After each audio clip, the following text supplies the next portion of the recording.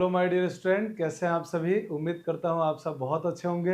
मैं प्रमोद कुमार साहनी मैथमेटिक्स के इस प्लेटफॉर्म पर आप सभी का बहुत बहुत स्वागत करता हूं।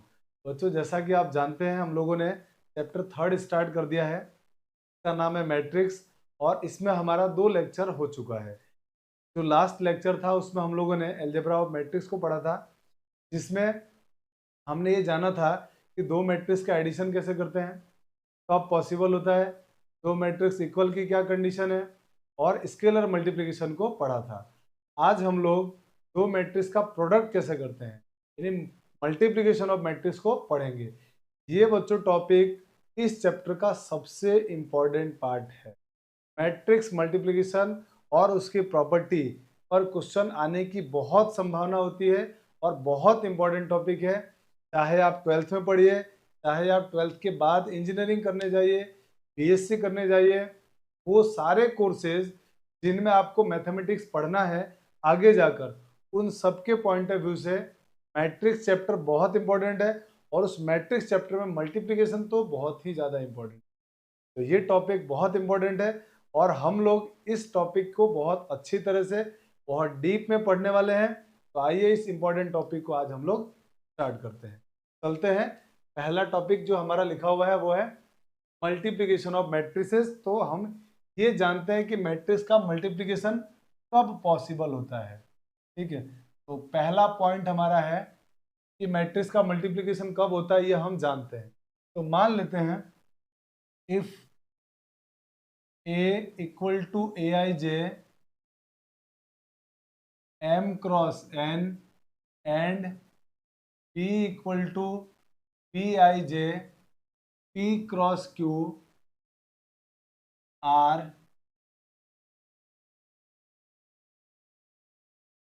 two matrices, then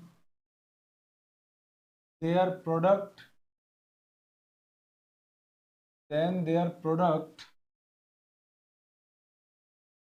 AB is possible when n is equal to p। तो दो मैट्रिक्स अगर हमारे पास ए और बी दिया हुआ है तो दोनों का प्रोडक्ट तब पॉसिबल होगा जब पहले वाले मैट्रिक्स के कॉलम और दूसरे वाले मैट्रिक्स के रो आपस में इक्वल हो जाए। अगर इक्वल नहीं है तो प्रोडक्ट पॉसिबल नहीं होगा। प्रोडक्ट पॉसिबल नहीं होगा माने एन और पी क्या होना चाहिए, इक्वल होना चाहिए। इसका मतलब हम ये कह सकते हैं that is number of columns in A equal to number of rows in B. A में कॉलम और बी में रोज ये कैसे होने चाहिए, सेम, तब जाके दोनों का प्रोडक्ट पॉसिबल है, वरना नहीं होगा। इसका मतलब ये हुआ कि अगर दो मैट्रिक्स का आप मल्टीप्लाई करना चाहते हैं, ए और बी का आप मल्टीप्लाई करना चाहते हैं, मान लीजिए इसका ऑर्डर m क्रॉस n है और इसका ऑर्डर p क्रॉस q है।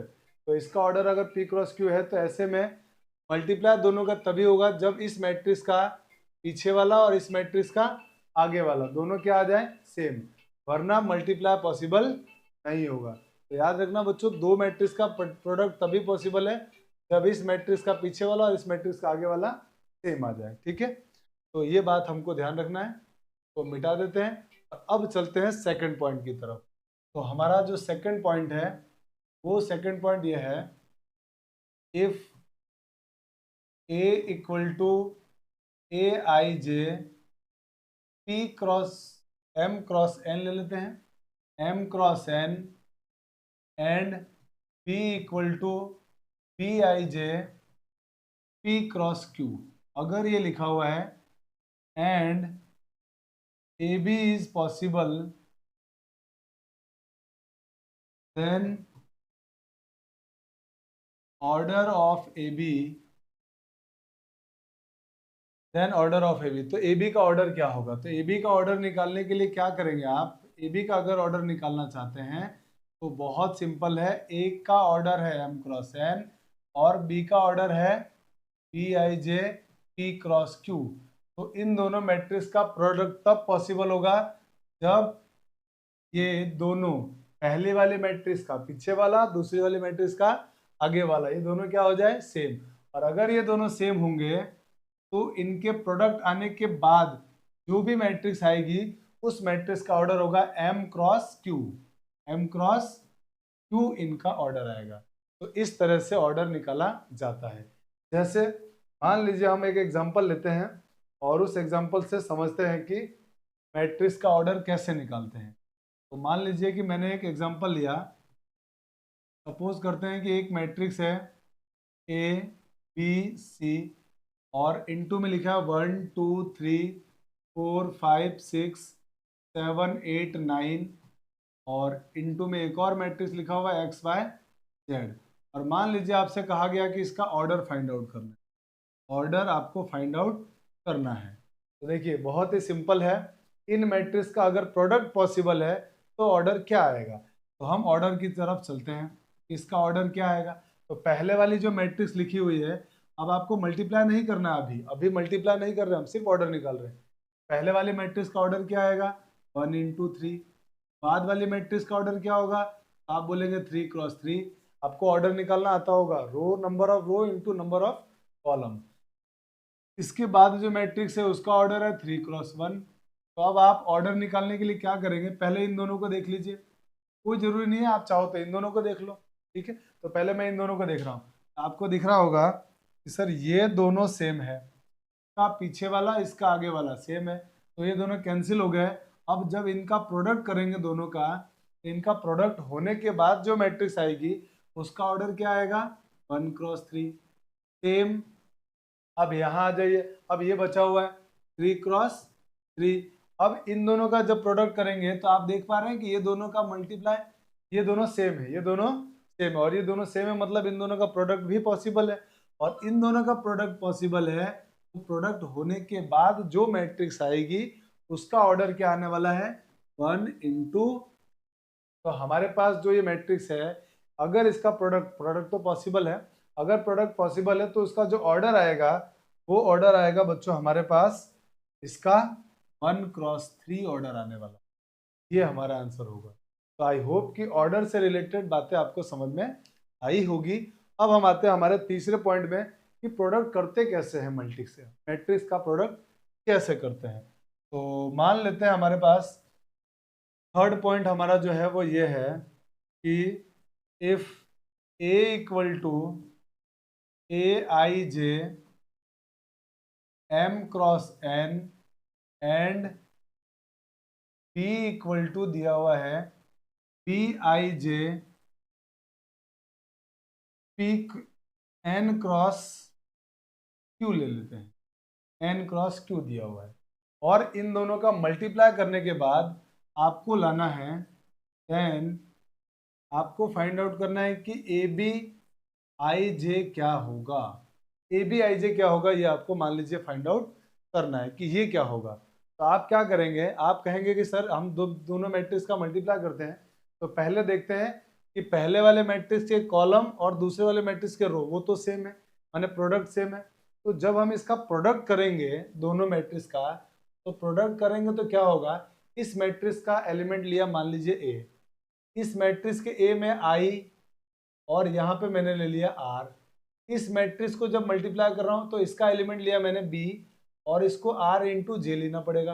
अब आप बोलोगे आर इंटू जे क्यों, क्योंकि प्रोडक्ट तभी पॉसिबल होगा जब ये दोनों क्या बन जाए, सेम। तो मैंने इन दोनों को जानबूझ के सेम ले लिया और बाकी को मैंने आई, क्योंकि मुझे आई जे चाहिए, ठीक है, प्रोडक्ट का आई जे चाहिए, तो मैं उसको इस तरह से लिख लूंगा। मैं आपको मल्टीप्लिकेशन की दुनिया में धीरे धीरे एंटर करा रहा हूँ, बेसिक बातें हैं, बहुत ध्यान से समझिएगा। अब मुझे ये तो मेरे पास एक एलिमेंट आया, मान तो अब मैं आर की वैल्यू बदलता जाऊंगा तो ऐसे तो बहुत सारे एलिमेंट आने वाले हैं। तो मैं क्या कर रहा हूँ यहाँ पे, क्योंकि मेरे पास जो इस मैट्रिक्स का जो रो है ना, कॉलम है ना, वो एन है, इसका रो क्या है, एन है, और मैंने आर की एन की जगह क्या लिख दिया, एलिमेंट की फॉर्म में आर। तो मेरा काम क्या होगा, ये जो आर है ना वो मेरे लिए वेरी करेगा, तो मैं आर को वेरी कराऊंगा। R is varying from 1 to n, 1 to n। तो ये मेरे पास ए बी आई जे आएगा। अब जब मैं इसको ओपन करूंगा तो आप जानते होंगे कि जब सर हम सिग्मा को हटाते हैं तो बीच में प्लस साइन आता है।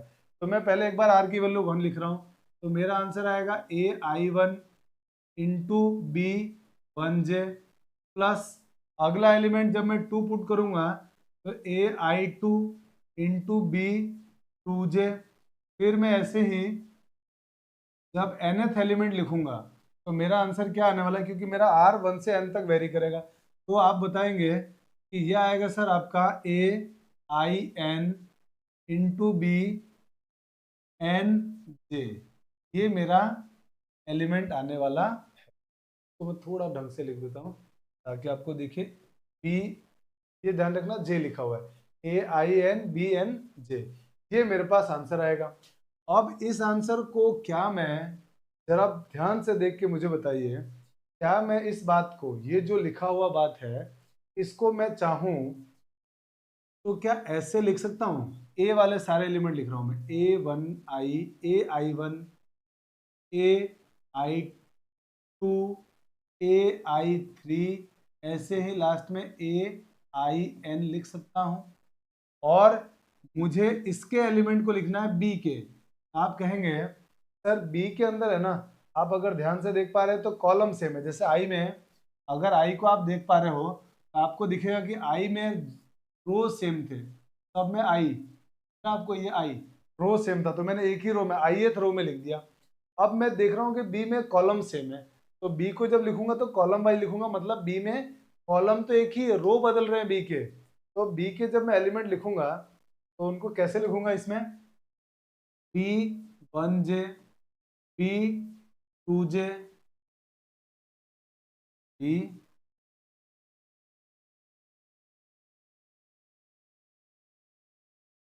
B बन जाएगा ये B1J, B2J, B2J, और ऐसे ही लास्ट में आएगा BNJ। ये दोनों मैट्रिक्स का मल्टीप्लाई करने के बाद जब इन दोनों एलिमेंट को अलग किया तो ये आया। इसका मतलब आप ये कहेंगे कि सर जो ABIJ आपका आया है, ये जो ABIJ आया है, ये कुछ नहीं है, पहली वाली मैट्रिक्स जो है ना हमारी ए वाली मैट्रिक्स, ये वाली ए, इसका ith रो और इसका जो बाद वाली मैट्रिक्स बी है उसका jth कॉलम, दोनों का प्रोडक्ट है, दोनों का प्रोडक्ट है। इसका मतलब हम ये कह सकते हैं कि ABIJ equal to ith row of A into jth column of B. A जो मैट्रिक्स का मल्टीप्लाई आया है ABIJ, ये ith रो और jth कॉलम का प्रोडक्ट है। यहां से हमारे को एक बात समझ में आ गई कि जब कभी भी मैट्रिक्स का मल्टीप्लाई होगा तो पहली वाली मैट्रिक्स के रोज को लेंगे और दूसरे वाले मैट्रिक्स के कॉलम को लेंगे। तो जो मैट्रिक्स आप लेंगे उसमें पहले वाले मैट्रिक्स का रो और दूसरे वाले मैट्रिक्स का कॉलम, इसका मतलब जब भी मैट्रिक्स का प्रोडक्ट होगा रो इंटू कॉलम होगा। मैट्रिक्स का प्रोडक्ट रो इंटू कॉलम, पहले वाले मैट्रिक्स के रो को बाद वाले मैट्रिक्स के कॉलम के साथ मल्टीप्लाई करेंगे। ये बात हमारे पास प्रूफ होके आ चुकी है। तो आई होप कि ये चीजें आपको समझ में आ गई होगी। अब हम चलते हैं आगे और अगले की तरफ चलते हैं कि अब हम ये जानते हैं कि कुछ क्वेश्चंस को सॉल्व करने की कोशिश करते हैं कि हम मैट्रिक्स का प्रोडक्ट कैसे करेंगे। ठीक है, तो चलिए अगली स्लाइड में हम लोग प्रोडक्ट की तरफ चलते हैं। दो मैट्रिक्स गिवन है, इन दोनों मैट्रिक्स का प्रोडक्ट करना है आपको। ठीक है, तो प्रोडक्ट की तरफ मूव करते हैं कि दो मैट्रिक्स का प्रोडक्ट कैसे करेंगे। तो बहुत सिंपल है, प्रोडक्ट को ध्यान से सीखिए। पहली मैट्रिक्स है आपको ए गिवन है और वो मैट्रिक्स गिवन है 1 -2 3 -4 2 5, ये गिवन है। और बी मैट्रिक्स गिवन है 2 4 2 3 5 1। आपको फाइंड आउट क्या करना है, मैट्रिक्स ए बी और बी ए का प्रोडक्ट करना है, ए बी और बी ए का प्रोडक्ट करना है। तो पहले बात करते हैं हम लोग ए बी की। ए बी हमारा क्या होगा, ए बी में पहले ए को लिख लेते हैं। ए होगा हमारा 1 -2 3 -4 2 5। फिर बी मैट्रिक्स को लिख लेते हैं 2 4 2, के बाद 3, 5, 1। और जब आप दोनों का प्रोडक्ट करेंगे तो इस बात का ध्यान रखेंगे, पहले वाले मैट्रिक्स के रो और दूसरे वाले मैट्रिक्स का कॉलम, यानी इस रो का मल्टीप्लाई होगा इस कॉलम के साथ, फिर इसी रो का मल्टीप्लाई होगा इस कॉलम के साथ। फर्स्ट रो का मल्टीप्लाई फर्स्ट कॉलम से, फिर फर्स्ट रो का मल्टीप्लाई सेकंड कॉलम से, फिर अगले काम में क्या करेंगे अपन, सेकंड रो का मल्टीप्लाई फर्स्ट कॉलम से, और फिर सेकंड रो का सेकंड कॉलम से, माने रो इनटू कॉलम होगा मल्टीप्लाई। कैसे होगा उसको देख लीजिए। इस रो का इससे मल्टीप्लाई, तो 1 का मल्टीप्लाई, मल्टीप्लाई भी करस्पॉन्डिंग एलिमेंट का होगा। आप देख पा रहे हो ये करस्पॉन्डिंग एलिमेंट ही तो है। ए आई जे का मल्टीप्लाई करेंगे तो ith रो और jth कॉलम का मल्टीप्लाई हो रहा है। तो देख रहे हैं आप, ये देखिए ith रो का फर्स्ट एलिमेंट और jth कॉलम का फर्स्ट एलिमेंट का प्रोडक्ट हो रहा है। तो इसका मतलब ये हुआ कि आपको करस्पॉन्डिंग एलिमेंट का मल्टीप्लाई, तो 1 का 2 से मल्टीप्लाई 2, फिर इसका मल्टीप्लाई इसके साथ होगा तो इसका इसके साथ मल्टीप्लाई -8, फिर 3 का मल्टीप्लाई 6 के साथ, तो ये हो जाएगा 2 के साथ, 3 का 2 के साथ कितना आ जाएगा 6। तो फर्स्ट रो का फर्स्ट कॉलम से तो हो गया मल्टीप्लाई। अब फर्स्ट रो का सेकंड कॉलम से करिए, तो 1 का 3 से मल्टीप्लाई 3, -2 का 5 से मल्टीप्लाई -10, 3 का 1 से मल्टीप्लाई +3। अब आगे इस रो का इस कॉलम के साथ, तो इसका इससे मल्टीप्लाई -8, फिर सेकंड रो का सेकंड कॉलम के साथ 8 प्लस का, फिर इसके बाद 5 का 2 से मल्टीप्लाई प्लस का 10, फिर इस रो का इस कॉलम के साथ होगा मल्टीप्लाई, तो -4 का 3 से मल्टीप्लाई -12, प्लस 2 का 5 से मल्टीप्लाई 10, प्लस इस 5 का 1 से मल्टीप्लाई 5। जब आप इसको सिंप्लीफाई करेंगे तो आपका आंसर आएगा, इसको सॉल्व करने के बाद 0, इसको सॉल्व करेंगे तो आपका आंसर आएगा -4, इसको सॉल्व करेंगे तो ये आपका आंसर देगा 10, इसको जब आप सिंप्लीफाई करेंगे तो आपका आंसर देगा 3। तो ये आपके पास दो मैट्रिक्स का प्रोडक्ट आ गया ए बी। और आप देख पा रहे होंगे कि इसके अंदर इस मैट्रिक्स का ऑर्डर था 2 क्रॉस 3 और इस मैट्रिक्स का ऑर्डर था 3 क्रॉस 2। आपने देखा ये दोनों इक्वल इक्वल वाले कैंसिल हो गए और दोनों का प्रोडक्ट होने के बाद जो मैट्रिक्स आई है उसका ऑर्डर 2 क्रॉस 2। ठीक है, चलिए अब आगे चलते हैं। अब इसी क्वेश्चन में क्वेश्चन वाले ने आपसे बी ए भी मांगा है, तो अब हम बी ए फाइंड आउट करते हैं। तो बी ए फाइंड आउट करने के लिए पहले बी मैट्रिक्स को लिख लेते हैं। तो बी मैट्रिक्स हमारे पास क्या दी हुई है, 2 4 2 3 5 1, और ए मैट्रिक्स गिवन है 1 -2 3 -4 2 5।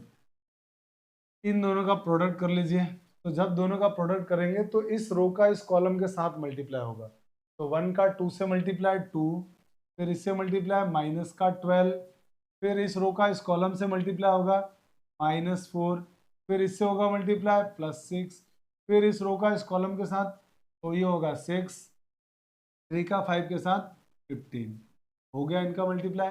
फिर इसी तरह से इस रो का तीनों कॉलम के साथ, तो इसका इससे मल्टीप्लाई करेंगे तो 4, फिर इससे करेंगे तो -20, फिर इस रो का इस कॉलम के साथ -8, फिर इसका मल्टीप्लाई इससे होगा तो +10, फिर इस रो का इस कॉलम के साथ होगा मल्टीप्लाई इस कॉलम के साथ। तो करते हैं मल्टीप्लाई, आइए। तो ये था हमारे पास, आई थिंक 10 आया था, हाँ। इसका मल्टीप्लाई इससे करेंगे तो 4 3 जा 12, 5 का 5 से मल्टीप्लाई 25, के बाद इस रो का इस कॉलम से 2 1 जा 2 -4, फिर इस रो का इस कॉलम से होगा तो माइनस का 4 और प्लस का 2, सेम इस रो का इस कॉलम से करेंगे तो 6 और इससे करेंगे तो प्लस में 5। अब इसको सॉल्व करिए। तो जब आप इसको सॉल्व करेंगे तो ये आंसर देगा माइनस का 10, ये होगा प्लस का 2, ये होगा 21, ये होगा आपके पास माइनस का 16, इसको सॉल्व करेंगे तो 2, इसको सॉल्व करेंगे तो 37, फिर ये होगा आपका -2, ये होगा आपका -2 फिर से, और ये होगा 11। तो ये आपके पास आ गया दो मैट्रिक्स ए बी का प्रोडक्ट।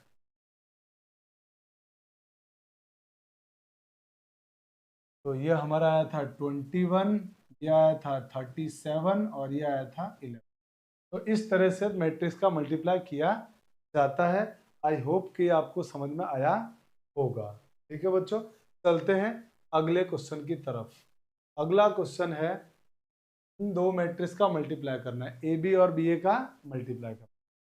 बच्चों मेहनत लगातार बिना थके बिना रुके आपको करते रहना है।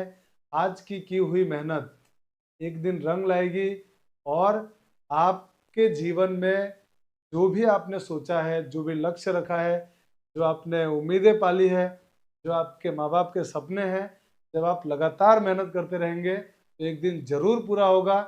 मेहनत का, परिश्रम का कोई तोड़ नहीं है। लगातार मेहनत करते रहना ही सफलता तक पहुंचने की सीढ़ी है। और आप लगातार जितना मेहनत करते जाएंगे उतना समझिए कि आप सफलता के एकदम करीब पहुंचते जा रहे हैं। इसलिए लगातार आप मेरे साथ जुड़े रहिए। लगातार मेहनत हम दोनों मिलकर करेंगे और हम आप मिलकर मेहनत करके एक दिन नई और ऊंचाइयों को प्राप्त करेंगे। ठीक है बच्चों, तो कंटिन्यूअसली जुड़े रहना है और पढ़ते रहना है, पूरा कंटेंट पढ़ते रहना है। फिर देखिए आपके पास दो मैट्रिक्स दी हुई है और दोनों का प्रोडक्ट करना है ए बी और बी ए। तो हम ए बी और बी ए फाइंड आउट करते हैं। आइए सबसे पहले बात करते हैं ए बी के बारे में। ए बी मैट्रिक्स क्या होगी, तो हम ए इंटू बी निकाल रहे हैं। ए इंटू बी निकालेंगे तो पहले मैट्रिक्स ए लिख देते हैं, -2 4 0 3 4 -2 1 4 3 इंटू बी मैट्रिक्स दिया हुआ है -3 0 0 3 1 -2 5 4 -2। ये हमारे पास मैट्रिक्सेस हैं। इन दोनों का प्रोडक्ट कर लेते हैं। तो प्रोडक्ट कैसे होगा बच्चों, आप बोलेंगे रो इनटू कॉलम होगा, रो इनटू कॉलम। तो आइए फर्स्ट रो का फर्स्ट कॉलम से मल्टीप्लाई, इस रो का इस कॉलम से मल्टीप्लाई, माइनस माइनस प्लस, इस एलिमेंट का इसके साथ मल्टीप्लाई होगा 6, फिर इस एलिमेंट का इसके साथ मल्टीप्लाई होगा +12, और इस एलिमेंट का इसके साथ होगा तो वो कितना आ जाएगा आपके पास, आप बोलेंगे इसका जब इससे मल्टीप्लाई करेंगे तो 0 हो जाएगा। क्लियर। अब इसी रो का अगले वाले कॉलम के साथ, तो -2 का 0 से मल्टीप्लाई 0, 4 का 1 से मल्टीप्लाई 4, इस 0 का 4 से मल्टीप्लाई फिर से 0 हो गया। ठीक है, फिर इस रो का इस कॉलम के साथ, तो -2 का 0 से मल्टीप्लाई 0, 4 का -2 से मल्टीप्लाई -8, फिर इस 0 का मल्टीप्लाई इस -2 के साथ 0। अब आते हैं अगले वाले रो में, इस रो का मल्टीप्लाई इसके साथ, इसका इसके साथ मल्टीप्लाई करेंगे तो -9, इस 4 का इसके साथ मल्टीप्लाई करेंगे +12, इस -2 का इससे करेंगे तो -10 आ जाएगा। फिर इसी रो का इस कॉलम के साथ, तो 3 का 0 से मल्टीप्लाई 0, 4 का 1 से मल्टीप्लाई 4, इस -2 का इससे मल्टीप्लाई -8 होगा। फिर इस रो का इस कॉलम के साथ, तो 3 का 0 से मल्टीप्लाई 0, 4 का -2 से मल्टीप्लाई -8, और -2 का मल्टीप्लाई -2 से होगा तो प्लस का 4 आ जाएगा। फिर इस रो का इस कॉलम के साथ, तीनों कॉलम के साथ, तो पहले थर्ड रो का फर्स्ट कॉलम के साथ, फिर थर्ड रो का सेकंड कॉलम के साथ, फिर थर्ड रो का थर्ड कॉलम के साथ, तो इस रो का इस कॉलम के साथ मल्टीप्लाई कर रहे हैं। 1 का -1 3 से मल्टीप्लाई -3, 4 का 3 से मल्टीप्लाई 12, 3 का 5 से मल्टीप्लाई +15, फिर इस रो का इस कॉलम के साथ होगा 1 का 0 से मल्टीप्लाई 0, 4 का 1 से मल्टीप्लाई 4, 3 का 4 से मल्टीप्लाई 12, फिर इस रो का इस कॉलम से, तो 1 का 0 से मल्टीप्लाई 0, 4 का -2 से मल्टीप्लाई -8, और 3 का -2 से मल्टीप्लाई करेंगे तो -6। इसको सिंप्लीफाई कर लीजिए, जब दोनों को सॉल्व करेंगे तो ये हो जाएगा 18, ये होगा आपके पास 4, के बाद आएगा ये -8, ये होगा आपके पास सॉल्व होने के बाद माइनस का 9 और प्लस का 12, तो +3 +3 -10, तो माइनस का 7 आ जाएगा। ठीक है, फिर ये सॉल्व करेंगे तो -4, और इन दोनों को सॉल्व करेंगे तो फिर -4, इन दोनों को सॉल्व करेंगे तो क्या बन जाएगा आपके पास, ये हो गया 27, 27 -3 24, इसके बाद इन दोनों को सॉल्व करेंगे तो 16, इन दोनों को सिंप्लीफाई करेंगे तो माइनस का 14 आएगा। ये हमारे पास इन दोनों का प्रोडक्ट आ गया। आई होप कि प्रोडक्ट में तो अब आप माहिर हो चुके होंगे, और अगर आप प्रोडक्ट में माहिर हो चुके हैं तो अब आपके लिए होमवर्क क्या रहेगा, आपको बी ए फाइंड आउट करना है खुद। ये जो मैट्रिक्स लिखी हुई है इसका बी का और ए का मल्टीप्लाई करना है, तो बी को लिखना, आप ए को लिखना, और दोनों को जैसे मैंने सिखाया वैसे आप मल्टीप्लाई करने की कोशिश करना। ठीक है बच्चों, चलते हैं अगले क्वेश्चन की तरफ। अगला क्वेश्चन हमारे पास बहुत ही अच्छा सवाल है, और ऐसा कई बार क्वेश्चंस एग्जाम्स में बोर्ड के आ चुका है, जिसमें इस तरह की मैट्रिक्स दी होगी और इनका प्रोडक्ट दिया हुआ होगा, जीरो या ऐसा कुछ देगा, और आपसे किसी वेरिएबल की वैल्यू पूछेगा। जैसे इस क्वेश्चन में पूछा है कि for what value of x this is equal to zero, इन दोनों का, तीनों का प्रोडक्ट जीरो किस एक्स की वैल्यू के लिए आएगा। तो आइए प्रोडक्ट करते हैं और देखते हैं कि एक्स की किस वैल्यू के लिए इनका आंसर जीरो आएगा। तो आइए सॉल्व करते हैं इसको। तो मैट्रिक्स लिखा हुआ 1 2 1, एंड नेक्स्ट मैट्रिक्स है 1 2 0 2 0 1 1 0 2, और इनटू में मैट्रिक्स है 0 2 x इक्वल टू 0। तो कर देते हैं दोनों का प्रोडक्ट। प्रोडक्ट इस रो का इस कॉलम से करिए, इस रो का इस कॉलम से जब मल्टीप्लाई करेंगे तो मल्टीप्लाई में अब तो आप माहिर हो चुके हैं, मैं डायरेक्ट करता हूँ मल्टीप्लाई। ठीक है, तो इस रो का जब इससे मल्टीप्लाई करेंगे तो आएगा 6, इस रो का जब इससे मल्टीप्लाई करेंगे तो आएगा, इस रो का इससे करेंगे तो आएगा 2, इस रो का इस कॉलम से जब आप मल्टीप्लाई करेंगे इस कॉलम के साथ तो आएगा ये प्लस का 4। देखना भाई कैलकुलेशन मिस्टेक ना हो। ठीक है, तो इसका तो हो गया मल्टीप्लाई, एक ही रो था हमारे पास, ये प्रोडक्ट हो गया। और यहाँ पे क्या है 0 2 x इक्वल टू 0। अब इन दोनों मैट्रिक्स का भी मल्टीप्लाई कर दीजिए। जब आप इन दोनों का मल्टीप्लाई करेंगे तो ये का मल्टीप्लाई इसके साथ, तो जब इसका इसके साथ मल्टीप्लाई करेंगे, इसका इसके साथ मल्टीप्लाई करने पे 6 इंटू 0 0, 2 इंटू 2 4, और 4 plus 4 into x 4x equal to 0। और ये जीरो नहीं है, जीरो मैट्रिक्स है, तो दो मैट्रिक्स अगर इक्वल है तो उनके करस्पॉन्डिंग एलिमेंट्स भी इक्वल, मैंने अंदर वाले की वैल्यू क्या आ गई, जीरो आ गई। इसका मतलब ये हो गया 4 प्लस 4x इक्वल टू 0। तो यहाँ से हमारे को दिख गया कि 4x इज इक्वल टू -4, 4 का डिवाइड कर दीजिए, 4 का जैसे आप डिवाइड करेंगे तो ये आएगा -1, तो x की वैल्यू क्या आ गई -1, और यही हमारा आंसर। ठीक है, तो बहुत आराम से बहुत धीरे धीरे एक एक बातों को सीखते जा रहे हैं। तो इस चैनल को ज़्यादा से ज़्यादा बच्चों को शेयर कीजिए, ज़्यादा से ज़्यादा लोगों को बताइए।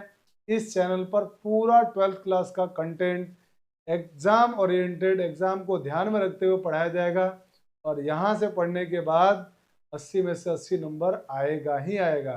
तो 80 में से 80 नंबर लाने के लिए लगातार मेरे वीडियो को देखते रहिए। इसमें मैं पूरा कंप्लीट, पूरे जितने भी बोर्ड एग्जाम होते हैं, चाहे वो सीबीएसई बोर्ड हो या स्टेट बोर्ड्स के एग्जाम्स हो, उन सारे एग्जाम्स को हम लोग कवर करेंगे। उन सारे एग्जाम के सिलेबस को देखते हुए जो 2023-24 में आने वाला है, उस सेशन के लिए हम पूरा कंप्लीट सिलेबस को करेंगे। ठीक है बच्चों, तो आइए चलते हैं नेक्स्ट प्रॉब्लम की तरफ। नेक्स्ट प्रॉब्लम जो हमारा लिखा हुआ है ये भी बहुत अच्छा और बहुत बढ़िया क्वेश्चन है, जिसमें अभी तो हमने सीखा था कि कोई एलिमेंट कैसे निकालेंगे जब प्रोडक्ट में मैट्रिक्स दी हुई हो। अब बच्चों क्वेश्चन वाले ने बोला है कि find the matrix x so that x एक मैट्रिक्स है, इस मैट्रिक्स का इससे प्रोडक्ट करने पर ये आ रहा है, ये आ रहा है, तो आपको एक्स पता करना है कि क्या होगा। तो आइए कैसे करेंगे। तो जब भी ऐसा सवाल आए, जब भी ऐसा क्वेश्चन आए आपके पास कि दो मैट्रिक्स का प्रोडक्ट दिया हो और एक पूरी की पूरी मैट्रिक्स अननोन हो, एक पूरी की पूरी मैट्रिक्स अननोन हो, उस मैट्रिक्स के बारे में कुछ मालूम ही ना हो, तो ऐसे सिचुएशन में हम क्या करते हैं, उस पूरी मैट्रिक्स का जो अननोन मैट्रिक्स है, जो एक्स मैट्रिक्स है, उस मैट्रिक्स का सबसे पहले निकालेंगे ऑर्डर।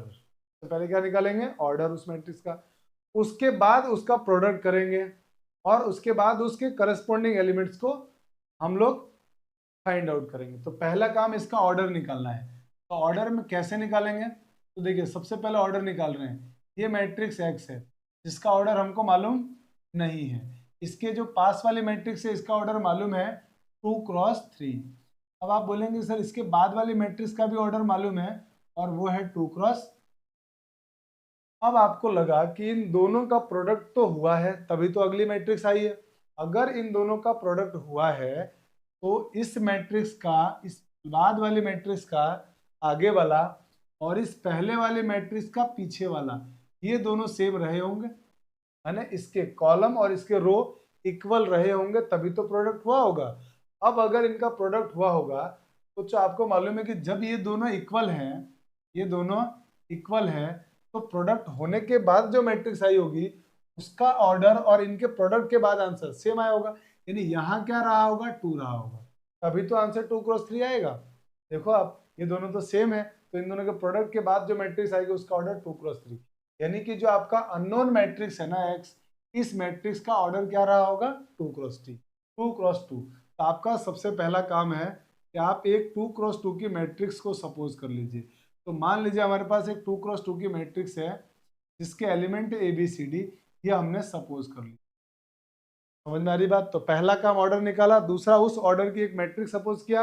अब इनके प्रोडक्ट में चलते हैं, अब इनके प्रोडक्ट की दुनिया में आ जाओ। तो प्रोडक्ट में ए बी सी डी ये लिखा हुआ है और मैट्रिक्स लिखी हुई है आपके पास आगे जाके 1 2 3 4 5 6 इक्वल टू -7 -8 -9 2 4 6। अब इनका प्रोडक्ट करते हैं। तो जब आप इनका प्रोडक्ट करेंगे तो इस रो का इस कॉलम से होगा और ये होगा a+4b। इस रो का इस कॉलम से होगा तो ये होगा 2a+5b। फिर जब आप इसका इससे मल्टीप्लाई करेंगे तो वो आएगा आपके पास 3a+6b, 3a+6b। जब इसका मल्टीप्लाई इससे करेंगे तो वो आएगा c+4d।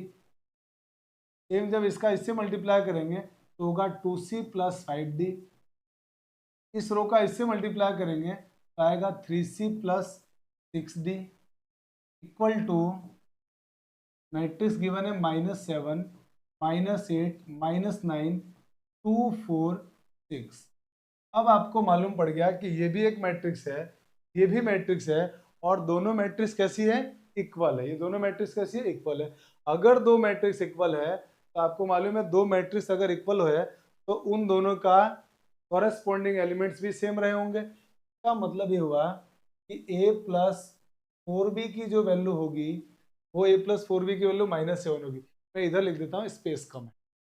तो इधर हमारे पास क्या आ गया, आप बोलेंगे a+4b की वैल्यू -7। इट मीन्स ये हो गया a+4b इज इक्वल टू -7। अब अगली मैट्रिक्स, अगला एलिमेंट लिखते हैं।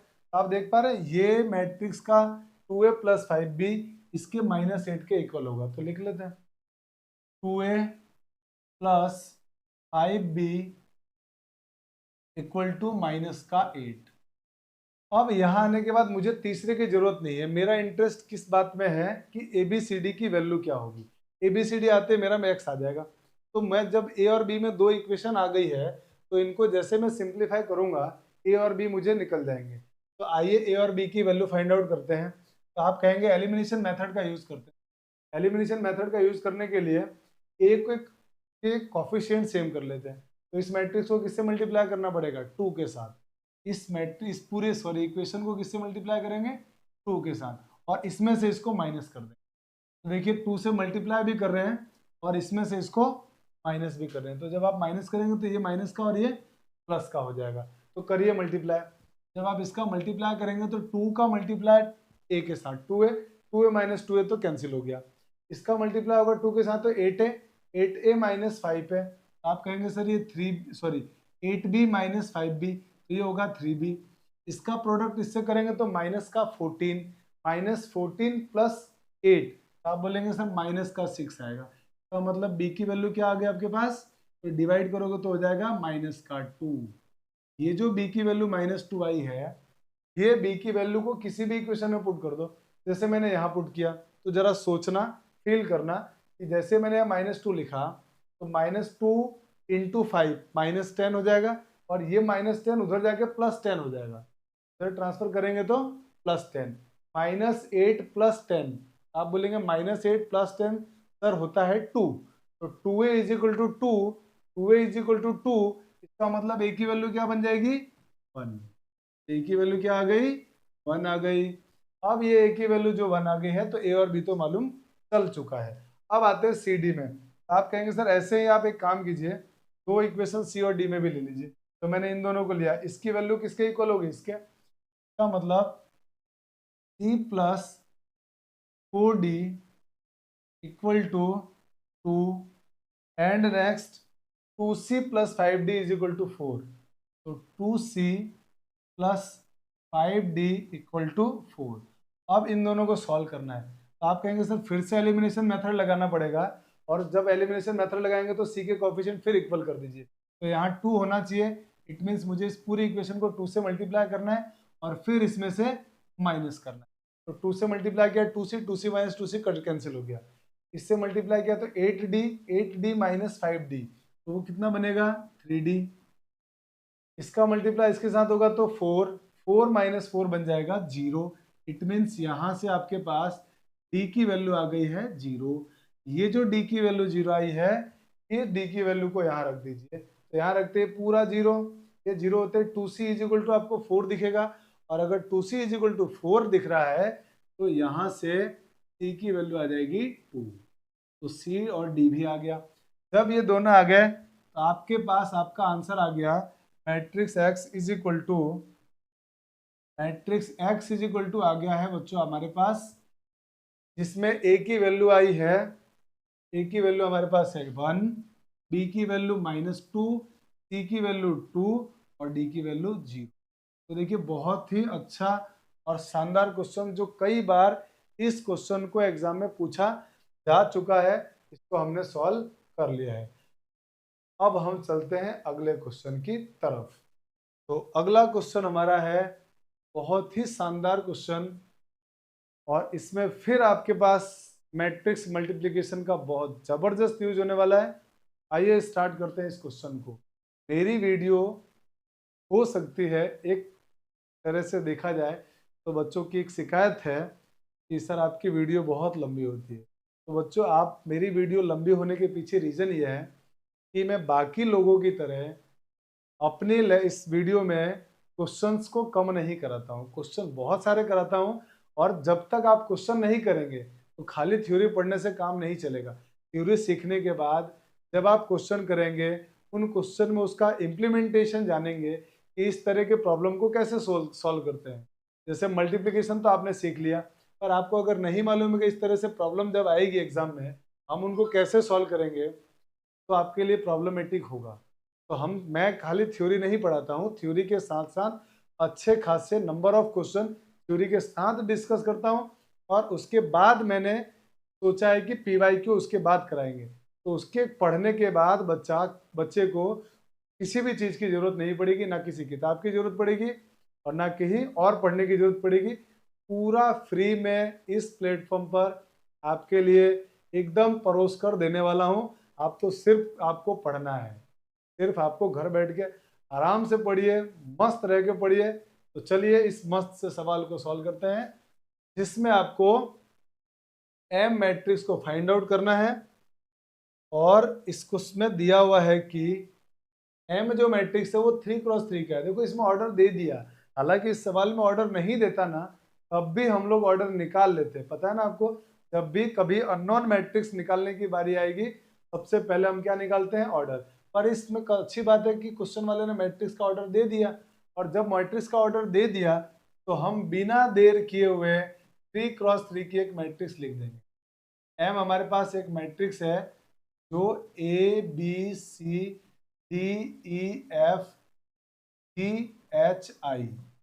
ये एलिमेंट है इस M के, और ये हमारे पास एक मैट्रिक्स है। तो अब हमारा काम क्या है बच्चों, हमारा काम है ये ABCD जो लिखा हुआ है ना एलिमेंट, ये अंदर जो एलिमेंट है इन एलिमेंट्स की वैल्यू निकालना। इन एलिमेंट्स की वैल्यू निकालने के लिए क्वेश्चन वाले ने सब व्यवस्था करके दिया है कि M का इससे प्रोडक्ट करेंगे तो ये आएगा, इससे करेंगे तो ये आएगा, और इससे प्रोडक्ट करेंगे तो ये आएगा। इसके थ्रू हम लोग M के सारे जो वेरिएबल है वो फाइंड आउट करेंगे। तो आइए पहले वाले मैट्रिक्स को लेते हैं। तो पहले वाले मैट्रिक्स में आपसे बोला हुआ है M इंटू एलिमेंट 0 1 0 -1 2 3 लिखिए यहाँ पर आप element A B C D E F G H I, करिए इनका मल्टीप्लाई। तो जब आप इनका मल्टीप्लाई करेंगे तो आपको क्लियर दिखेगा कि सर मल्टीप्लाई जब इस रो का इस कॉलम के साथ कर रहे हैं तो ए और ए का इससे मल्टीप्लाई 0, सी का मल्टीप्लाई 0, केवल कौन आ रहा है, बी आ रहा है।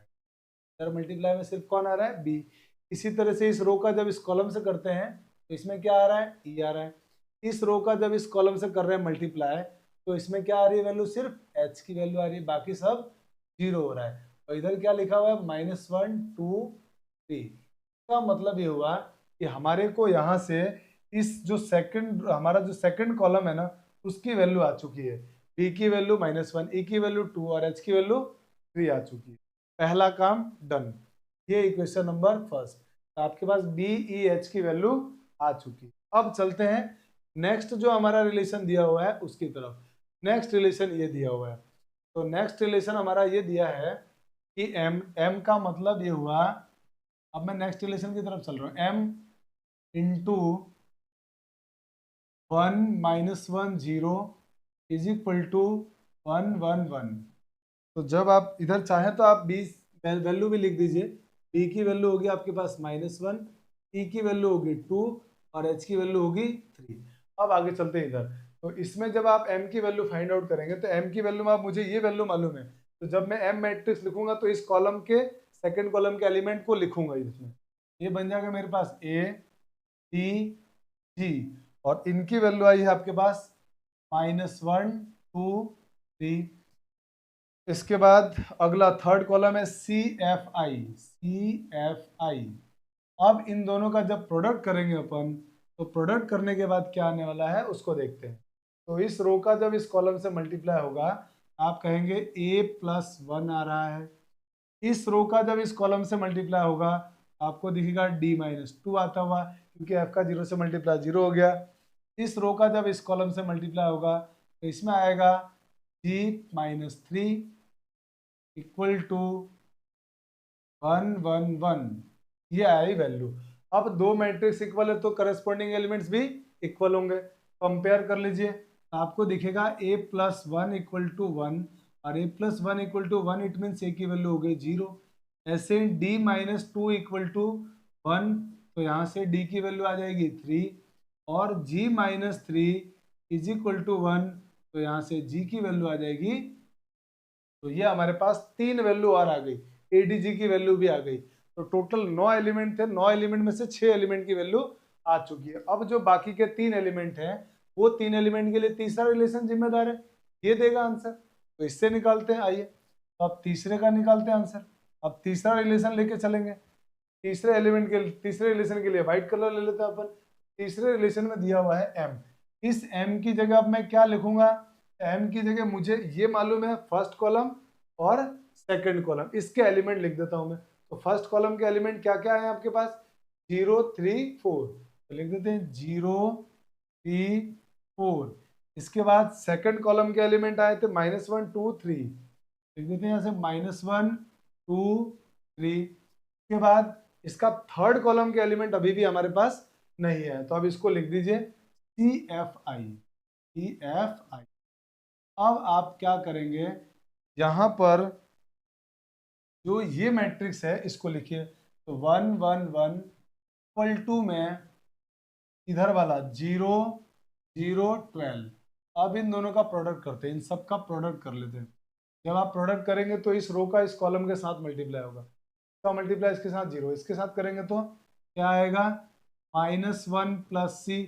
इस रो का इस कॉलम के साथ मल्टीप्लाई करेंगे तो 3 + 2 + f। इस रो का इस कॉलम से करेंगे तो 4 + 3 + i इक्वल टू 0 0 12। तो अब आप जब इनको सॉल्व करेंगे तो -1 + c की वैल्यू 0, इट मीन्स c की वैल्यू आ गई आपके पास 1।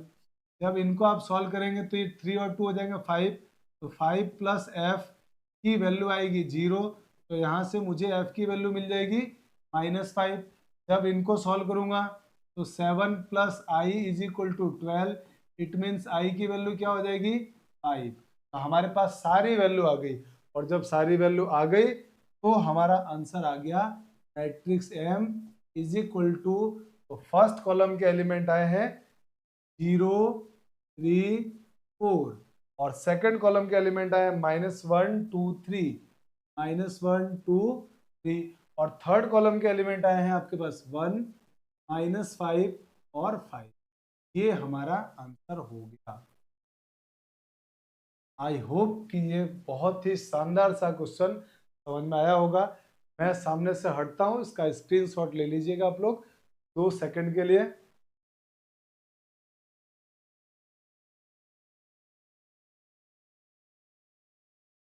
चलिए, आप लोगों ने स्क्रीनशॉट ले लिया होगा। अब हम बढ़ते हैं आगे, और अब हम ये जानते हैं कि मैट्रिक्स मल्टीप्लिकेशन की प्रॉपर्टीज क्या क्या है। प्रॉपर्टीज बहुत काम की है। अब आइए हम लोग बात करते हैं कि मैट्रिक्स मल्टीप्लिकेशन की प्रॉपर्टीज क्या क्या है। प्रॉपर्टीज की अगर हम बात करें मैट्रिक्स मल्टीप्लिकेशन की, तो मैट्रिक्स मल्टीप्लिकेशन की पहली प्रॉपर्टी है,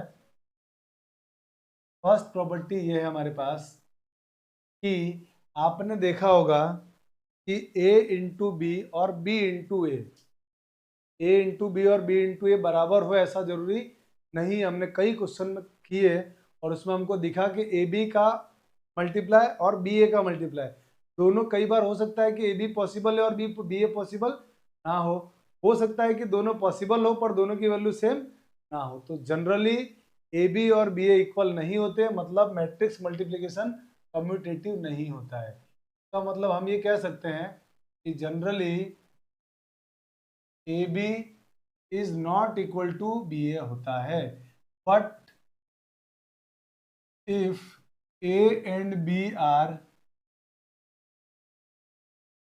डायगोनल मैट्रिक्स,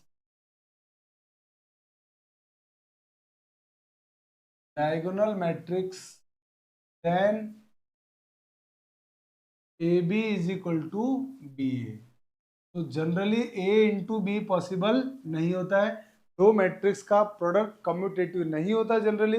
लेकिन अगर दोनों मैट्रिक्स डायगोनल मैट्रिक्स है तब उन दोनों का प्रोडक्ट ए बी और बी ए दोनों पॉसिबल है, और दोनों इक्वल भी होगा, दोनों इक्वल भी होगा।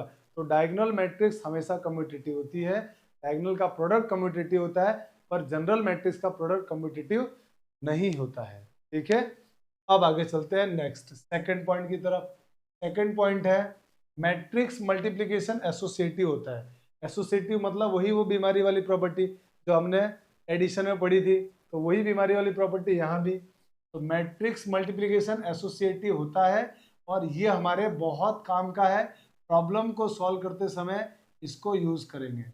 देख पा रहे हैं, ये मैट्रिक्स एसोसिएटिव प्रॉपर्टी को फॉलो करता है, माने मैट्रिक्स मल्टीप्लिकेशन एसोसिएटिव होता है। यानी ए बी को पहले बीमारी थी, अब बी सी को हो गया। ठीक है, तो बीमारी प्रॉपर्टी के नाम से इसको याद रखेंगे। फिर आता है थर्ड नंबर हमारा। थर्ड नंबर यह है कि if A B is equal to zero, अगर कभी दो मैट्रिक्स का प्रोडक्ट जीरो है तो ऐसा बिल्कुल भी जरूरी नहीं है कि दोनों में से किसी एक को जीरो होना पड़े। हो सकता है कि दोनों में से एक भी मैट्रिक्स जीरो ना हो, फिर भी उनका प्रोडक्ट जीरो आ रहा हो, फिर भी उनका प्रोडक्ट जीरो आ रहा होगा, ऐसा जरूरी नहीं है। ये नॉर्मल मैथमेटिक्स नहीं है, ये मैट्रिक्स का प्रोडक्ट है। वो जीरो आ सकता है पर दोनों जीरो नहीं हो सकते। जबकि जनरली मैथमेटिक्स में हम क्या करते हैं, जब भी दो क्वांटिटी का प्रोडक्ट जीरो आता है तो उन दोनों में से एक जीरो होना जरूरी है, पर मैट्रिक्स में ऐसा नहीं होता है। तो if A B equal to zero,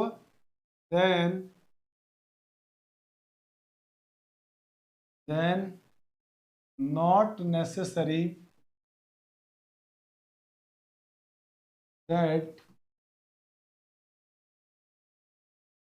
either a equal to zero और b इक्वल टू जीरो। तो इस बात की कोई जरूरत नहीं है कि a और b दोनों जीरो होंगे, दोनों में से कोई एक जीरो का ऐसी कोई जरूरी नहीं है। कैसे सर, ये बात समझ में नहीं आई? तो इस एक बात को हम एक एग्जांपल से समझने की कोशिश करते हैं। मान लीजिए आपके पास एक मैट्रिक्स है ए, और उस मैट्रिक्स में एलिमेंट है 2 0, या थोड़ा चेंज करते हैं इसको, 0 2 0 0, ये मान लीजिए मैट्रिक्स है। एंड हमारे पास एक मैट्रिक्स है बी, एलिमेंट है 1 0 0 0। अब आप देखिए कि क्या इन दोनों का प्रोडक्ट 0 आ रहा है। प्रोडक्ट करके देख लेते हैं। आप प्रोडक्ट जब करेंगे तो 0 2 0 0 1 0 0 0, तो इनका प्रोडक्ट जब आप करेंगे तो आप बोलोगे सर इसका रो का इससे मल्टीप्लाई करेंगे तो सारे एलिमेंट 0, इसका इससे करेंगे तब भी 0, इस रो का इस कॉलम से करेंगे तब भी 0 और 0। इसका मतलब 0 मैट्रिक्स तो आ रही है, बट 0 मैट्रिक्स आ रही है, but sir A is not equal to 0। देखो 0 मैट्रिक्स नहीं है, एक एलिमेंट नॉन जीरो आ गया इसमें। Same and B also not equal to 0, तो दोनों में से कोई भी 0 मैट्रिक्स नहीं है, पर प्रोडक्ट इनका 0 आ रहा है। तो याद रखना ये काम की प्रॉपर्टी है, और इस प्रॉपर्टी को डायरेक्ट कई बार एग्जाम में पूछा जा चुका है। तो याद रखना बच्चों, दो मैट्रिक्स का प्रोडक्ट करने पर अगर 0 आंसर दे रहा है तो दोनों मैट्रिक्स 0 हो ऐसा जरूरी नहीं है। ये हमारी थर्ड प्रॉपर्टी थी। अब आते हैं फोर्थ प्रॉपर्टी की तरफ।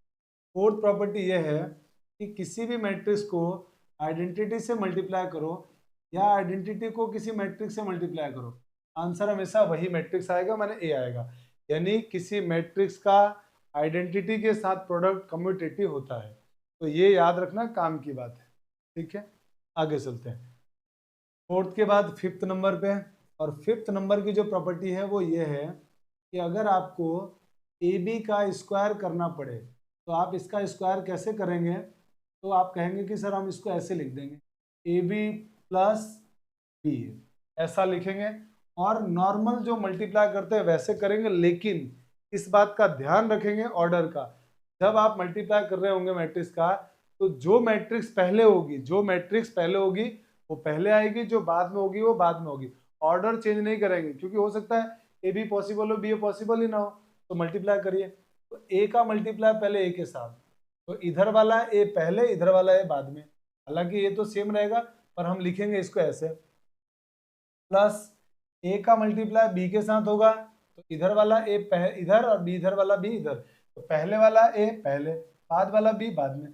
फिर बी का मल्टीप्लाई ए के साथ होगा तो प्लस बी ए, फिर बी का मल्टीप्लाई बी से बी इंटू बी। और जब आप इसको सिंप्लीफाई करेंगे तो आपके पास बच्चों आंसर आने वाला है इसका A square plus A B plus B A equal to plus B square. तो दो मैट्रिक्स का प्रोडक्ट जब ए प्लस बी का होल स्क्वायर आप फाइंड आउट करेंगे तो आपका ये आंसर आएगा A square plus A B plus B square. अगर ये दोनों इक्वल नहीं है तो ये आंसर होगा, इस बात का ध्यान रखना। लेकिन अगर ये दोनों इक्वल आ जाए तो 2ab लगा सकते हैं, लेकिन आप जनरली आदत में रखिए कि 2ab नहीं आता है। हमारी आदत होती है कि हम ए प्लस बी के होल स्क्वायर का फॉर्मूला याद करके आते हैं, और जब भी जरूरत पड़ती है तो हम A square plus 2ab plus B square लिख देते हैं, जो कि गलत है। मैट्रिक्स में बिल्कुल केयरफुली काम करना है, मैट्रिक्स का प्रोडक्ट करते समय बहुत केयरफुली काम करेंगे। ठीक है, चलिए आगे चलते हैं। नेक्स्ट प्रॉपर्टी नंबर 6, जो कि डिस्ट्रीब्यूटिव प्रॉपर्टी है। तो प्रॉपर्टी नंबर 6 है डिस्ट्रीब्यूटिव। अगर आपके पास दो मैट्रिक्स का सम या डिफरेंस दिया हुआ है और आप किसी मैट्रिक्स से मल्टीप्लाई करना चाहते हैं तो मल्टीप्लाई हो जाएगा। बीच में साइन प्लस का है तो प्लस में रहेगा, माइनस का है तो माइनस रहेगा, और ए का मल्टीप्लाई दोनों मैट्रिक्स के साथ होगा।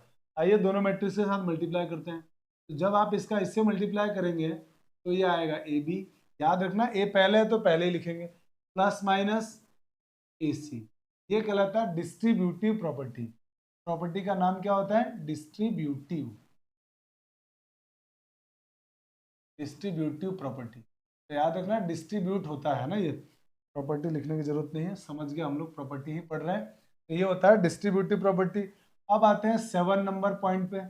7 नंबर पॉइंट में ये है कि जब कभी भी आपको किसी दो मैट्रिक्स में ए और आई दिया हो और इनके स्क्वायर, इनकी पावर, एक काम करता है आई को पहले लिख लेते। जब आपके पास आइडेंटिटी मैट्रिक्स और कोई मैट्रिक्स और दी हुई हो और इसकी पावर n की बात की जाए, तो आपको मालूम है कि ए आई और आई ए कम्यूटेटिव होता है। तो इसमें हम जनरल जो हमारा बाइनोमियल थ्योरम से इसको एक्सपेंड करते थे ना, वो हम अप्लाई कर सकते हैं। और याद रखना ये काम की प्रॉपर्टी है, ये बहुत काम की है हमारे पास। जब प्रॉपर्टी पर बेस्ड प्रॉब्लम करेंगे तो इसका यूज करेंगे। जब आई दिया होगा तो हम मल्टीप्लाई एकदम खुलेआम खेलेंगे, धड़धड़ाते हुए मल्टीप्लाई करेंगे इसका, एकदम बिना रुके हुए बिना थके हुए मल्टीप्लाई आराम से करेंगे। कब? जब आई दिया होगा, क्योंकि आई दिया होगा तो उसमें क्या खास बात होगी, ए इंटू आई करें या आई इंटू ए करें सेम आएगा, या फिर आई की पावर कुछ भी रख दे वो आई ही आएगा। तो इसीलिए हम इसमें बिना सोचे समझे आराम से बाइनोमियल थ्योरम लगा सकते हैं।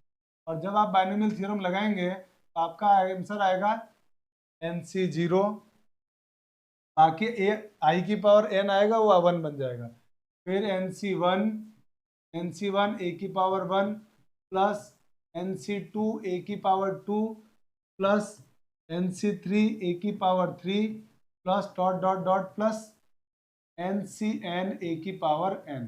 तो इसमें हम लोग ये प्रॉपर्टी को लगा सकते हैं, इस बात को ध्यान रखना आप, ठीक है। चलिए अब चलते हैं 8th नंबर की हमारी प्रॉपर्टी। 8th नंबर की प्रॉपर्टी ये है, आइडेंटिटी मैट्रिक्स की पावर कुछ भी करें तो आंसर हमेशा क्या आएगा, आइडेंटिटी ही आएगा। तो आई होप कि ये 8 की 8 प्रॉपर्टी आपको समझ में आई होगी। इन 8 की 8 की प्रॉपर्टी को याद करना है आपको, इनको दिमाग में रखना है, क्योंकि इनसे रिलेटेड बातें बोर्ड में भी पूछा जा सकता है, और बोर्ड के अलावा अदर एंट्रेंस एग्जाम के जो ऑब्जेक्टिव क्वेश्चन आएंगे प्रॉपर्टी पर क्वेश्चन बनने की बहुत बहुत संभावना होती है। तो बहुत इंपॉर्टेंट है, जब भी हम किसी की प्रॉपर्टी पढ़ते हैं वो आपके लिए बहुत काम, ठीक है। तो मैं थोड़ी देर के लिए हटता हूं, आप इसके स्क्रीनशॉट ले लीजिए, फिर हम लोग आगे चलते हैं। तो आई होप कि आप लोगों ने स्क्रीनशॉट ले लिया होगा। अब हम चलते हैं नेक्स्ट, अब प्रॉपर्टी पर बेस्ड प्रॉब्लम को सॉल्व करेंगे। तो प्रॉपर्टी पर बेस्ड प्रॉब्लम के अंदर सबसे पहला और बहुत धमाकेदार शानदार क्वेश्चन आपके सामने हाजिर है, और क्वेश्चन में लिखा हुआ है if A and B are two matrices such that A B is equal to B and B A is equal to A then find A square plus B square. Question वाला ये कह रहा है आपसे कि ए और बी दो matrix ऐसी मैट्रिक्स है कि A B is equal to B है, B A is equal to B है, आपको A square plus B square की वैल्यू पता लगा के बतानी है क्या होगी। तो आइए A square plus B square की वैल्यू फाइंड आउट करते हैं।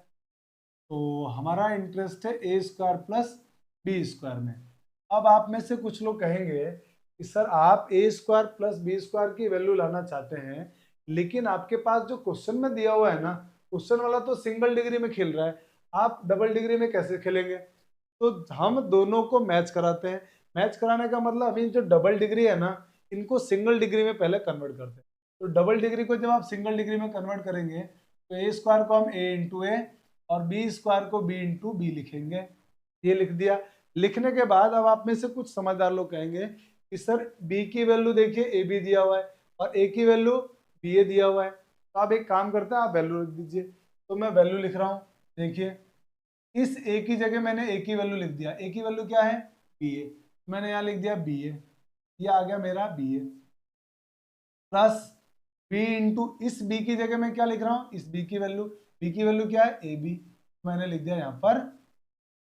अब आपने मैट्रिक्स मल्टीप्लिकेशन की प्रॉपर्टी अभी अभी पढ़ के हम लोग आ रहे हैं कि matrix multiplication is associative, that means matrix multiplication follows the associative property. तो वही एसोसिएटिव प्रॉपर्टी हम लगा रहे हैं, इसका नाम है बीमारी प्रॉपर्टी। तो जैसे आप उसको लगाएंगे, अभी इन दोनों को बीमारी थी, अभी इन दोनों को बीमारी हो जाएगी, A B into A plus यहाँ पर भी अप्लाई करेंगे बी ए इंटू बी, और हमने यहाँ पे कौन सी प्रॉपर्टी लगाई है, आप बोलेंगे एसोसिएटिव प्रॉपर्टी लगाई है sir, A B C is equal to A B, ये प्रॉपर्टी अप्लाई किया हमने।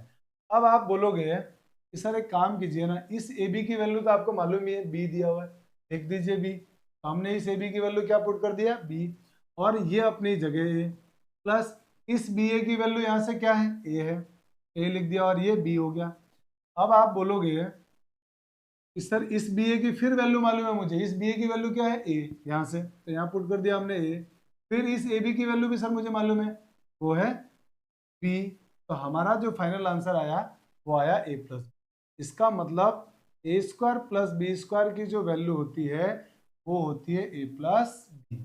बहुत अच्छा सा क्वेश्चन जो प्रॉपर्टी पर बेस्ड था उसको हमने सॉल्व कर लिया है। अब आइए चलते हैं नेक्स्ट क्वेश्चन की तरफ कि a is equal to this then prove that a to the power 6 is equal to this. ये a की पावर 6 लिखा हुआ है भाई, ये a नहीं है, एक a6 नहीं है, ये a टू द पावर 6 लिखा हुआ है। और इज इक्वल टू प्रूफ करके लाना 44a माइनस 205i, ये आपको प्रूफ करके लाना है। तो बच्चों जब भी इस तरह का सवाल आता है, जब भी ऐसा क्वेश्चन आएगा, आपको क्या करना है, जो आपके पास a दिया हुआ है ना, इस a से पहले आपको a स्क्वायर निकालना है। a स्क्वायर कैसे निकालेंगे, 1 2 -1 3 1 2 -1 3, ये हमारे पास दिया हुआ है। अब दोनों का प्रोडक्ट कर लेते हैं। जब आप इनका प्रोडक्ट करेंगे तो इस रो का इस कॉलम के साथ जब मल्टीप्लाई होगा, इस रो का इस कॉलम के साथ मल्टीप्लाई करने पर 1 -2 आएगा, तो मतलब -1 आएगा। इस रो का इस कॉलम के साथ मल्टीप्लाई करेंगे तो बन जाएगा 8, और इस रो का इस कॉलम के साथ जब मल्टीप्लाई करेंगे तो ये आएगा आपके पास -4, और इस रो का इस कॉलम से मल्टीप्लाई करेंगे तो वो आएगा -2 + 9 प्लस का 7, ये हमारे पास a स्क्वायर आ गया। अब आपको क्या करना है, यहाँ आने के बाद मेन काम अब हमारा शुरू होता है कि जब a स्क्वायर आ गया तो इसका क्या करेंगे सर। तो a स्क्वायर जब भी आए, जब भी इस तरह का क्वेश्चन आएगा, हमारा लाइन ऑफ थिंकिंग क्या होगा, सबसे पहले a स्क्वायर निकालिए, फिर जो a स्क्वायर आया है इस a स्क्वायर को a और i के फॉर्म में ब्रेक कीजिए, a मैट्रिक्स और आइडेंटिटी मैट्रिक्स की फॉर्म में ब्रेक कीजिए। तो ब्रेक करने के लिए आपको सोचना नहीं है, आप आराम से दोनों को लिख दीजिए, a को भी लिख दीजिए और i को भी। i मैट्रिक्स होगा 1 0 0 1, ए मैट्रिक्स भी लिखना है, ए मैट्रिक्स को भी लिख दीजिए। ए मैट्रिक्स क्या हमारा 1 2 -1 3। अब आपको क्या करना है, इधर कुछ कांस्टेंट को मल्टीप्लाई करना पड़ेगा, और इस तरह से मल्टीप्लाई करना पड़ेगा कि हमारा जो आंसर है वो ये दोनों का सम करने पर ये आ जाए, इन दोनों का सम करने पर ये आ जाए। तो आप आराम से देख पा रहे हैं कि सर यहाँ चाहिए -1 और यहाँ चाहिए 8, यहाँ पे क्या लाना है आपको, 8 लाना है।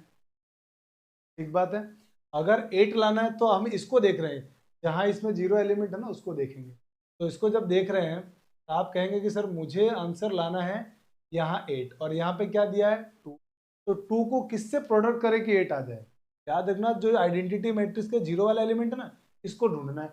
तो इसको देखा हमने कि इसको किससे प्रोडक्ट करें कि 8 आ जाए। तो आप में से कुछ समझदार लोग कहेंगे कि सर एक काम कीजिए, इसको 4 से मल्टीप्लाई कर दीजिए। जब हमने इसको 4 से मल्टीप्लाई किया तो 8 आ गया, 4 को इससे मल्टीप्लाई करेंगे -4 आ जाएगा, तो 0 वाला तो काम खत्म हो गया। अब आप 1 वाले को देखिए, 0 वाले तक में तो कोई प्रॉब्लम नहीं है, पहले 0 से इसका प्रोडक्ट निकाल दिया। अब क्या करेंगे, इसका इससे मल्टीप्लाई कीजिए, तो जब आप इससे इसका मल्टीप्लाई करेंगे तो आएगा 4, और आपको लाना क्या है -1। तो सोचिए इसको किससे मल्टीप्लाई करें इससे, ताकि 4 में से माइनस करने पर -1 आ जाए। तो आप बोलेंगे सर एक काम कीजिए, तो -5 से मल्टीप्लाई कर दीजिए। तो आप जैसे -5 से मल्टीप्लाई करेंगे तो आपको दिखेगा -5, 4 -5 -1, फिर इसको जब इससे मल्टीप्लाई करेंगे तो -5, और इससे करेंगे तो 12 -5 + 7 आ जाएगा। मतलब ये पूरी तरह से इक्वेशन जो थी हमारी बैलेंस हो गई है। तो ये बात आपको समझ में आ गई। जब आपको ये बात समझ में आ गई तो अब आप क्या करेंगे, a square is equal to आपका आंसर हो गया 4a - 5i। मैंने इसकी जगह a लिख दिया और इसकी जगह i। मुझे क्योंकि a की पावर 6 तक जाना है, तो अब मैं क्या कर रहा हूँ, a क्यूब निकालना चाहता हूँ, a क्यूब। तो जब आप a क्यूब निकालेंगे आप कहेंगे सर a क्यूब होता है a स्क्वायर इंटू a, और a स्क्वायर तो मुझे मालूम है, a स्क्वायर की वैल्यू मुझे पता है, तो यहाँ लिख देता हूँ मैं। तो वो बन जाएगा 4a - 5i इंटू ए। अब इसका मल्टीप्लाई कर लीजिए, तो जब आप इसका मल्टीप्लाई करेंगे तो ये बन जाएगा 4a स्क्वायर -5i इंटू ए। अब आप एक काम करिए फिर से, क्योंकि मेरा आंसर जो आएगा वो सिंगल ए की डिग्री 1 है, ए की डिग्री 1 है, तो मैं क्या कर रहा हूँ अब फिर से 4 इंटू ये जो ए स्क्वायर है ना, इस ए स्क्वायर की जगह वापिस ये वैल्यू पुट कर रहा हूँ, 4a - 5a माइनस ए इंटू आई कितना होगा, तो आप बोलेंगे ए इंटू आई इंटू ए कितना होगा, आप बोलेंगे सर वो तो ए ही होता है, ये हो गया 5 पे। अब इसको मल्टीप्लाई कर लीजिए, जब आप इसका मल्टीप्लाई करेंगे तो 16a - 20i माइनस का 5a 5a, और इसको सॉल्व करेंगे तो 16a - 5a हो जाएगा आपका 11a - 20i। ये हमारे पास आ गया है ए क्यूब। अब ए क्यूब आने के बाद क्या करने वाले हैं बच्चों हम लोग, तो अब हम निकालने वाले हैं ए की पावर 6। अब ए की पावर 6 निकालने के लिए आप कहोगे कि सर एक काम कीजिए, अब ए की पावर 4 मत निकालिए, आप ए की पावर 4, ए की पावर 5, ए की पावर 6 मत निकालिए। आपको तो इधर ए और आई दिख चुका है, ए और आई दिख चुका है, तो आप एक काम कीजिए ना, आप तो डायरेक्ट ए की पावर 6 निकालना चाहते हैं, आप तो ऐसा लिख दीजिए उसको, ए क्यूब का होल स्क्वायर, क्योंकि आपको ए क्यूब मालूम पड़ गया है। तो ए क्यूब क्या है हमारा, ए क्यूब लिखा हुआ है 11a माइनस 20i और इसका होल स्क्वायर। क्योंकि अभी मैंने आपको प्रॉपर्टी नंबर 7 बताया था कि जब आपके पास 7 या 8 थी, आई थिंक प्रॉपर्टी नंबर कौन सी थी वो, तो अभी मैंने आपको प्रॉपर्टी 7, बिल्कुल प्रॉपर्टी 7 में मैंने आपको बताया था कि जब ए और आई हो और उसकी पावर कोई भी डिग्री हो तो बाइनोमियल थ्योरम से उसको एक्सपेंड कर सकते हैं, या जो नॉर्मल अलजेब्रा के फॉर्मूले होते हैं वो अप्लाई कर सकते हैं। तो इसमें हम लोग नॉर्मल जो ए माइनस बी के होल स्क्वायर का फॉर्मूला वो लगा सकते हैं। तो पहला ये इसका स्क्वायर, तो 121 ए स्क्वायर, इन दोनों का प्रोडक्ट का डबल, तो इन दोनों का प्रोडक्ट करेंगे तो माइनस में आएगा, और प्रोडक्ट करने पे आएगा 220, 220 का डबल 440, 440 ए इंटू आई, फिर आप बोलेंगे प्लस इसका स्क्वायर, तो 20 का स्क्वायर कितना होगा 400 और आई स्क्वायर। ठीक है, अब आगे चलते हैं। अब हमारे पास ये 121 है, ये हो गया 121, और ए स्क्वायर की वैल्यू फिर से यहाँ से 4a माइनस आई, ये हो गया 4a माइनस 5i माइनस 440 और a into I A plus I square, कुछ भी करो आई ही होगा, हो गया 400 आई। इसके बाद अब इसका प्रोडक्ट करिए आप, अंदर मल्टीप्लाई करेंगे तो 121 का 4 से मल्टीप्लाई, तो वो बन जाएगा 484 ए माइनस 5 से मल्टीप्लाई कीजिए, तो ये होगा 5, 5 टू जा 10, 0 कैरी 1, 5 बन जा 5 और 1 6 आई माइनस 440 ए प्लस 400 आई। अब इसको सिंप्लीफाई करते हैं, तो 484 में से 440 को जब आप माइनस करेंगे तो आपके पास आंसर आने वाला है 44a। इसके बाद 605i में से 400 को माइनस करेंगे तो आंसर आएगा 205i, और आपको यही प्रूफ करना था जो कि हमारा आर्ग्यूमेंट। देखिए कितना आसानी से इस मुश्किल से दिखने वाले सवाल को हमने सॉल्व कर लिया। अब कुछ लोगों के मन में हो सकता है ख्याल आए कि सर जो आपने यहाँ पर जो काम किया वो काम यहाँ भी तो कर सकते हैं क्यूब में। बिल्कुल कर सकते हैं, क्यूब में कोई मना नहीं है, आप क्यूब में भी आप ये काम कर सकते हैं, कोई दिक्कत नहीं है, आपका आंसर बहुत आराम से क्यूब में भी आ जाएगा। पर ये ज़्यादा इजी तरीका था। अब आप क्यूब करते तो फिर आपको बाइनोमियल थ्योरम अप्लाई करना पड़ता या ए प्लस बी का होल क्यूब लगाना पड़ता। हो सकता था आप में से कुछ लोगों को ए प्लस बी के या ए माइनस बी के होल क्यूब का फॉर्मूला याद ना हो, इसीलिए स्क्वायर वाला याद होगा, इसलिए मैं इस रास्ते आपको लेके गया। आप क्यूब से निकालेंगे तो भी आपका आंसर आएगा, यही आएगा, अलग नहीं आएगा। आई होप कि ये सवाल भी समझ में आ गया होगा। आराम से इसका स्क्रीनशॉट ले लीजिए, फिर हम लोग अब आगे चलते हैं। तो अगला प्रॉब्लम हमारा है, और बहुत ही शानदार प्रॉब्लम नेक्स्ट हमारा है, और वो प्रॉब्लम है कि if a is equal to this then find a to the power 2012। अब इसको देखते हैं बच्चा टेंशन में कि सर ये a की पावर 2012, क्या हम a को 2 की पावर a को मल्टीप्लाई 2012 बार करेंगे? बिल्कुल नहीं करेंगे, ऐसा करने की जरूरत भी नहीं है। ये गधा मजूरी वाला काम हम लोग नहीं करेंगे, स्मार्टली खेलने वाले हम लोग। हम क्या करेंगे, तो बच्चों जब कभी भी आपको किसी भी मैट्रिक्स की बहुत बड़ी डिग्री आ जाए, बहुत बड़ी डिग्री आपसे पूछा जाए, तो आप बहुत स्मार्टली एक छोटा सा काम कीजिए। ये जो मैट्रिक्स लिखा हुआ है, इस मैट्रिक्स को दो मैट्रिक्स की सम के फॉर्म में तोड़ना है, और इस तरह से तोड़ना है कि एक मैट्रिक्स आइडेंटिटी बन जाए और दूसरी मैट्रिक्स कुछ और बन जाए। ठीक है, एक मैट्रिक्स आइडेंटिटी बन जाए और दूसरी मैट्रिक्स कुछ भी बन जाए, तो हम इसको तोड़ देते हैं। आइए, तो हमारे सॉल्व करने का तरीका ये है कि हमारे पास जो ये मैट्रिक्स गिवन है 3 -4 1 -1, इस मैट्रिक्स के दो टुकड़े कर दीजिए आप, दो टुकड़े, और इस तरह से टुकड़ा करना है, इस तरह से टुकड़ा करेंगे कि एक मैट्रिक्स आइडेंटिटी आ जाए। एक आइडेंटिटी मैट्रिक्स जो आपको लानी है वो तो लिख दीजिए। अब आप सोचिए कि ये मैट्रिक्स क्या हो कि इन दोनों का सम करने पर यही आ जाए। तो आप कहेंगे काम कीजिए सर, इसमें से इसको माइनस कर दीजिए, आ जाएगा। कर दीजिए minus. 3 minus 2, 3 minus 1, 2, minus 4 minus 0, minus 4, 1 minus 0, 1, minus 1 minus 1, minus 2। अब आप इसको सॉल्व करके देख लीजिए, यही मैट्रिक्स आती है।